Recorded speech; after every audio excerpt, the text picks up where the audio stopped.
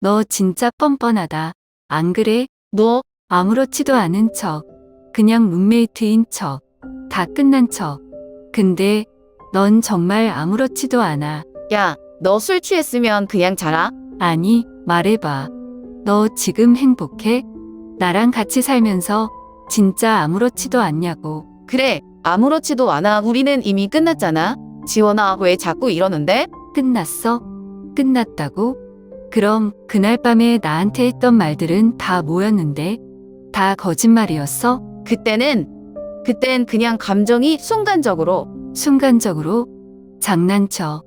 너 나한테 한 말들 다 순간적인 감정이었다고? 제발 그만해. 아니, 그만 못해. 나는 아직도 내가 신경 쓰여. 미칠 것 같다고. 근데 넌 뭐? 아무렇지도 않다고? 너 걔 XX 아니야? 그래, 이제 알겠어. 내겐 다 끝난 일이었구나. 만약 전 여자친구랑 한 집에서 살아야 한다면 처음엔 별일 없을 줄 알았어요. 그냥 룸메이트일 뿐이라고 생각했죠. 하지만 매일같이 마주치는 순간순간 감정은 점점 복잡해졌어요. 과연 이 관계는 계속 유지될 수 있을까요? 아니면 다시 시작해야 하는 걸까요? 오늘도 또다시 흔들리는 감정 속에서 우리는 함께 살아갑니다. 여러분이라면 어떻게 하시겠어요? 댓글로 남겨주세요. 나는 은지, 24살 서울에 있는 대학에서 그래픽 디자인을 전공하는 졸업반 학생이다. 요즘은 취업 준비도 해야 하고 졸업 전시도 준비해야 해서 정신없는 나날을 보내고 있다. 그 와중에 생활비를 벌기 위해 마포구에 있는 작은 카페에서 아르바이트도 하고 있다. 원래는 자취를 하고 있었는데 월세 부담이 너무 커서 이번에 친구랑 같이 쉐어하우스로 이사하기로 했다. 서울에서 살다 보면 혼자서 모든 걸 감당하기가 쉽지 않다. 월세며 공과금이며 생활비까지 모든 게 부담스럽기만 했다. 그래서 하빈이랑 같이 살기로 결정한 거였다. 하빈이랑은 대학교 1학년 때부터 친했다. 같은 거는 아니었지만 동아리에서 처음 만나 의외로 코드가 잘 맞아서 친해졌다. 성격도 쿨하고 서로 생활 패턴도 비슷해서 같이 살면 꽤 괜찮을 거라고 생각했다. 그러던 중 집주인이 한 명 더 드리는 게 어떻겠냐고 제안했다. 원래 우리가 계약하려던 방은 투룸이었는데 거실도 넓고 방 하나가 조금 여유가 있어서 3명이 살기에 충분한 구조였다. 당연히 집세를 더 아낄 수 있다면 나쁠 게 없었기에 흔쾌히 동의했다. 그런데 문제는 그 한 명 더가 누구냐는 거였다. 야, 근데 진짜 괜찮겠어? 하빈이 조심스럽게 물었다. 나도 솔직히 그 질문을 듣고 심장이 철렁 내려앉았다. 쉐어하우스에서 같이 살게 된 마지막 한 명, 바로 지원이었다. 내 전 여자친구. 지원이랑은 2년 전에 헤어졌다. 사실 그 후로 제대로 마주친 적도 거의 없었다. 가끔 친구들이나 SNS를 통해 소식을 접하는 정도였고 일부러 연락하려고 한 적도 없었다. 헤어진 후에 감정 정리하는데도 꽤 오랜 시간이 걸렸고 솔직히 말하면 아직도 완전히 남처럼 느껴지지는 않았다. 그런데 이제 한 집에서 같이 살아야 한다고? 너무 어이없는 상황이었다. 처음 지원의 이름을 들었을 때 하빈이 우리 이거 취소할까? 라고까지 물어봤다. 하지만 이미 계약도 다 끝났고 현실적으로 다시 방을 구하기도 어려운 상황이었다. 게다가 나는 내심 궁금하기도 했다. 지원이랑 다시 마주치면 어떤 기분일까? 정말 아무렇지 않을까? 아직도 어딘가에 남아있는 감정이 있을까? 이사하는 날 짐을 한가득 들고 새로운 집으로 향했다. 비가 올 듯 말 듯한 흐린 날씨였다. 마포구에 위치한 쉐어하우스는 생각보다 꽤 아늑했다. 아파트나 오피스텔이 아니라 조금 오래된 다세대 주택이었지만 내부는 깔끔하게 리모델링이 되어 있었다. 무엇보다 방이 넓어서 마음에 들었다. 집 안으로 들어서자마자 하빈이 먼저 와서 짐 정리를 하고 있었다. 왔어? 짐 많네. 좀 도와줄까? 캐리어를 힘겹게 끌고 거실로 들어서자마자 시선이 딱 마주쳤다. 지원이었다. 나만 놀란 게 아니었다. 지원도 내 모습을 보고 동그랗게 눈을 떴다. 몇 초 동안 서로를 멍하니 바라보았다.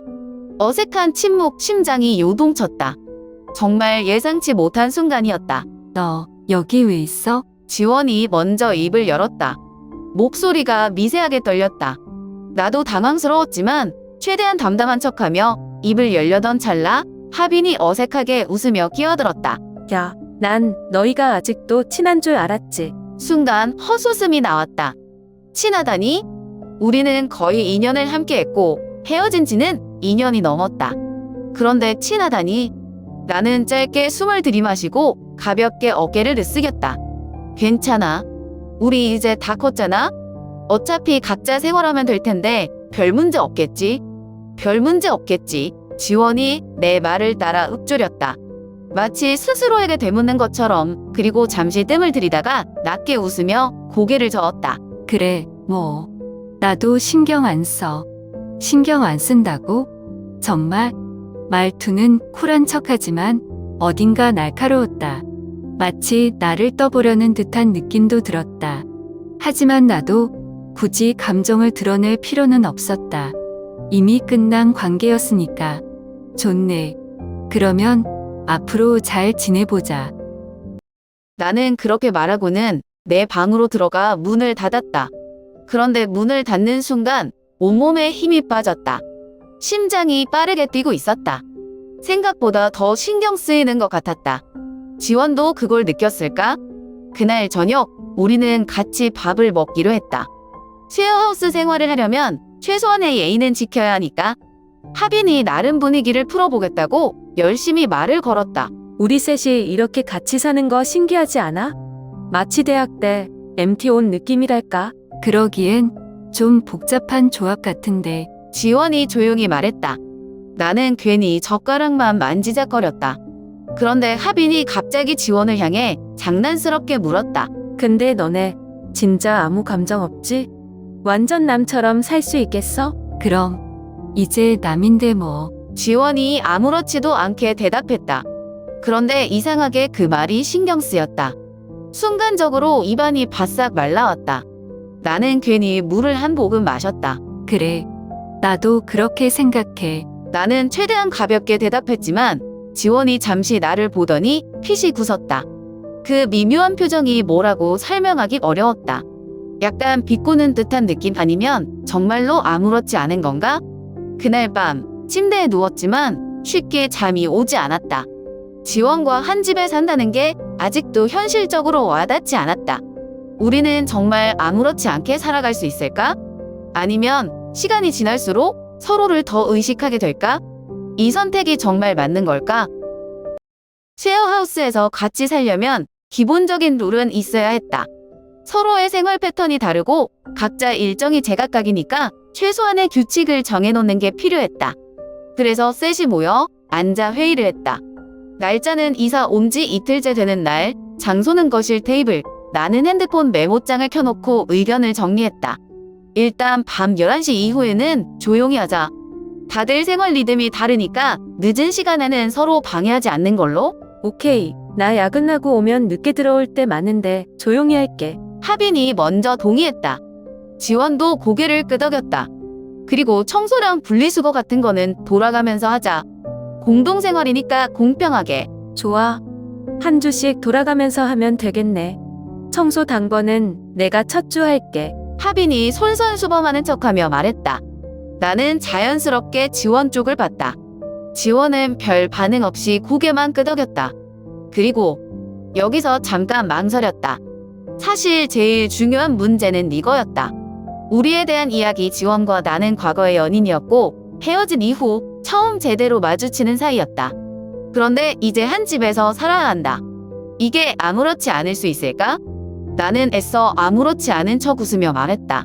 집안에서는 개인적인 감정 안 섞이 과거 일은 밖에 두고 집에서는 그냥 룸메이트로 지내는 걸로. 그 말이 끝나자마자 지원이 나를 봤다.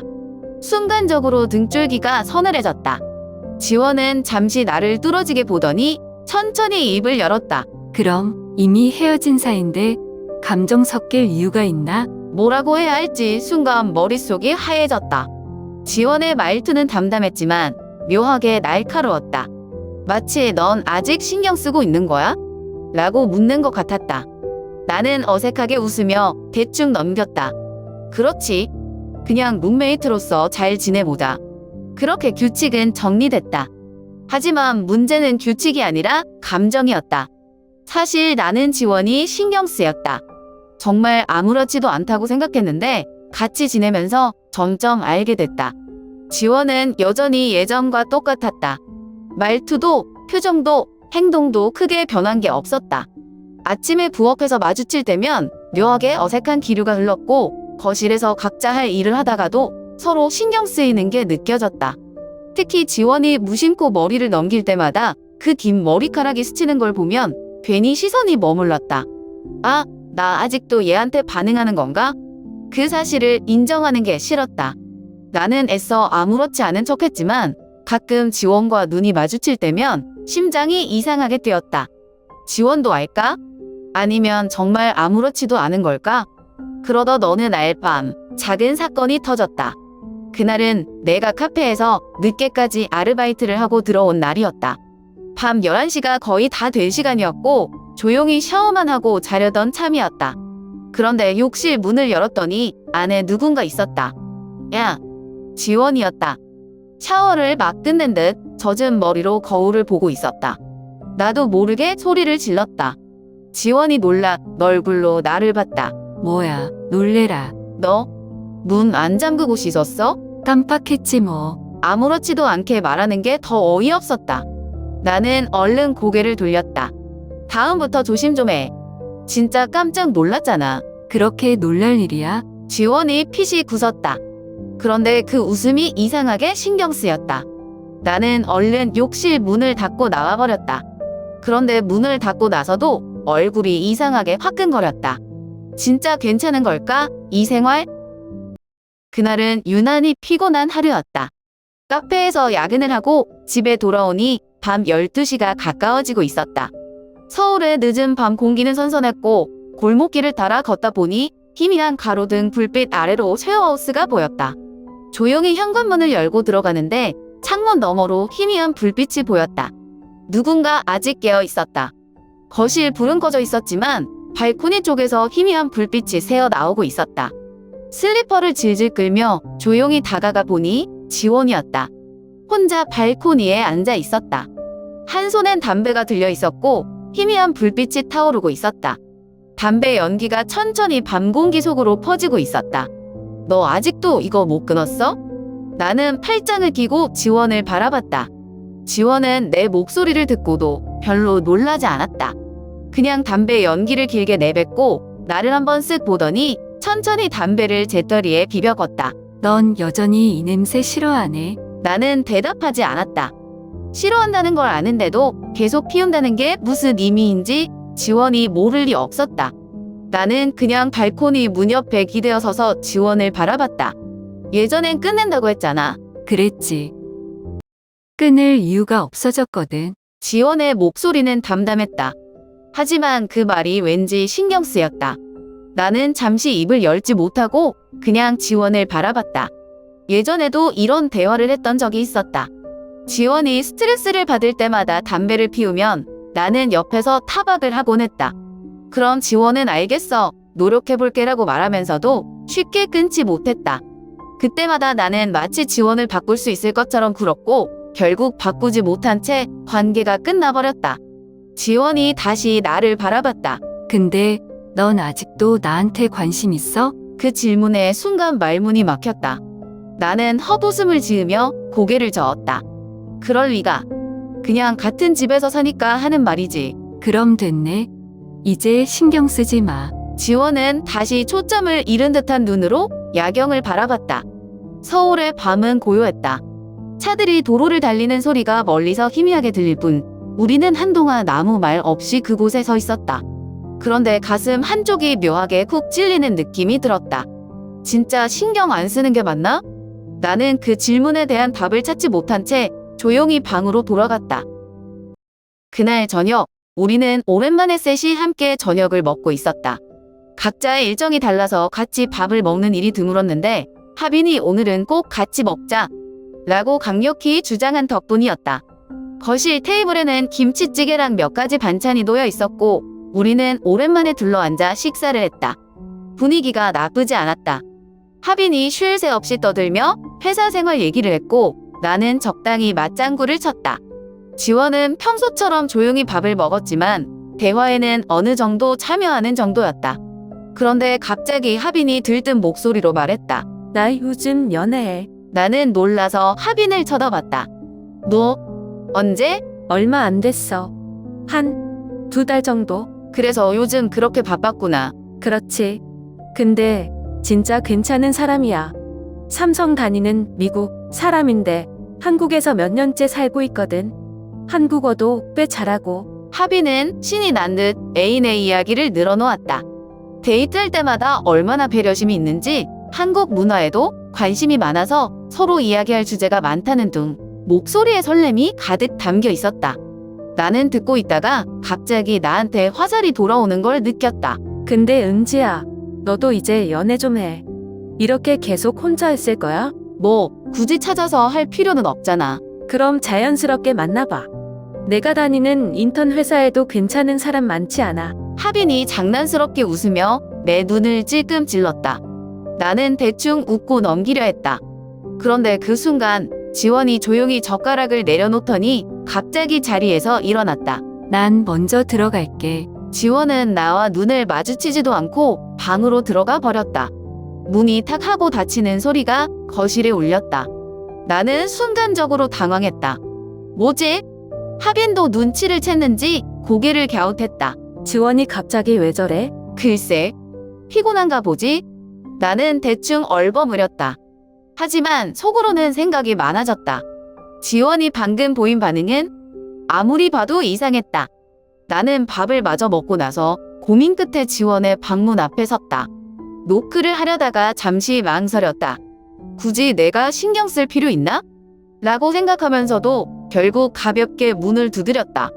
지원아, 들어가도 돼. 안에서 아무 대답이 없었다. 나는 한숨을 쉬고 다시 말했다. 문 열어봐. 그냥 얘기 좀 하자. 잠시 침묵이 흐르더니 문이 천천히 열렸다. 지원은 어두운 표정으로 나를 쳐다봤다. 뭐, 아니, 너 아까 왜 갑자기 들어갔어? 그냥 피곤해서. 그냥 피곤해서? 나는 미심쩍은 눈으로 지원을 바라봤다. 지원은 여전히 무표정한 얼굴이었지만 눈빛은 묘하게 흔들리고 있었다. 나는 순간적으로 솔직하게 물어보고 싶어졌다. 너 혹시 신경 쓰였어? 뭐가? 내 연애 얘기. 지원은 순간적으로 표정을 굳혔다. 그리고 짧게 웃으며 말했다. 내 연애에 신경 쓸 이유가 없잖아. 그 말이 왜 이렇게 신경이 쓰일까? 나는 지원을 빤히 쳐다봤다. 근데 내 표정은 아닌 것 같은데? 너 진짜 웃긴다.